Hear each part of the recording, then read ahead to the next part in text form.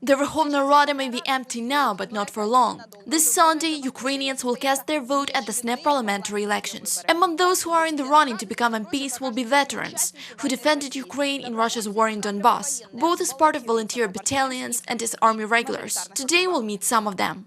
Lieutenant General Mikhailo Zabrodsky runs with the party European Solidarity. The paratrooper forces commander went through a number of important missions in the east of Ukraine, most notably the raid of the 95th Airborne Brigade in the summer of 2014. During the most heated months of fighting, Zabrodsky's unit went through 470 kilometers of Donetsk region territory, from Slavyansk to Mariupol, and then 170 kilometers behind enemy lines alongside the Russian-controlled state border, after which the unit returned to Ukrainian-controlled territory through the city of Luhansk. This was the biggest single raid in the history of the Ukrainian military.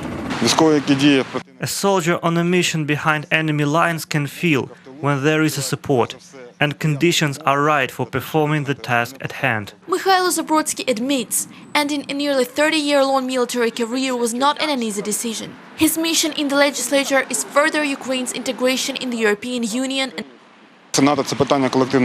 NATO is a matter of collective defense. The enemy outnumbers and outguns us, so withstanding it alone is not easy.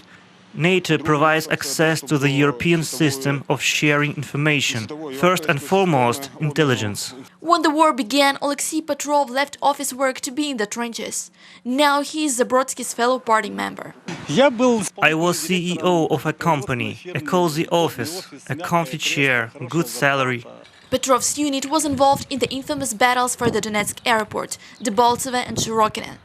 Now he is determined to fight for legislation to provide social security guarantees to fellow veterans and families of the killed Ukrainian soldiers.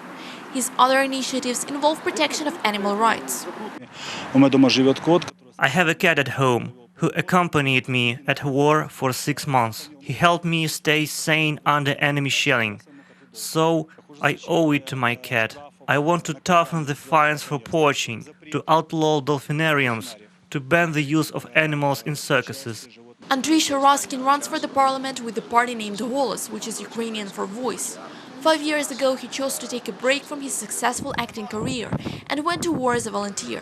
As part of the Ukrainian Volunteer Corps, he fought in the battle for the Donetsk airport. The first time I came under shelling was in Pisky. It was a strange experience. The shells whistled by in a melodic way, but there was no fear.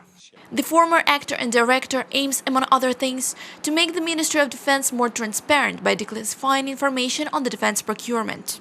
I have 3 practically ready bills that only need some finishing touches. One is territorial defense and involving citizens in it, regular training for reservists. There's also a bill on weapons. Ukraine is the only European country that doesn't have thorough regulation on weapons of any kind.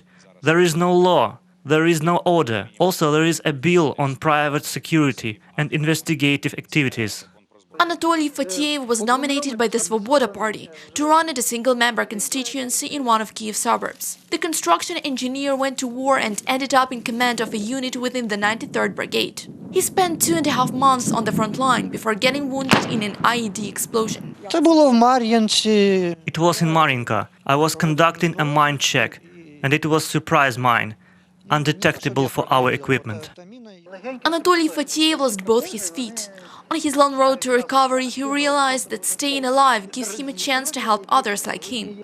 If elected, Anatoly is set to push for accessibility in the infrastructure of Ukrainian towns and cities. He is also determined to work on improving the illustration legislation that was adopted after the Euromaidan. We need to sort out the illustration law, because many of our problems stem from the incomplete illustration, and so the country's development stalls. In reality, many of former communist and Party of Regions people are still in power. At these parliamentary elections, many Donbas veterans occupy prominent positions within party lists and will likely become MPs. Here's hoping they are as good at defending the interests of Ukrainians in the legislature as they were in the front lines. Reported by Anastasia Fedchenko, UATV.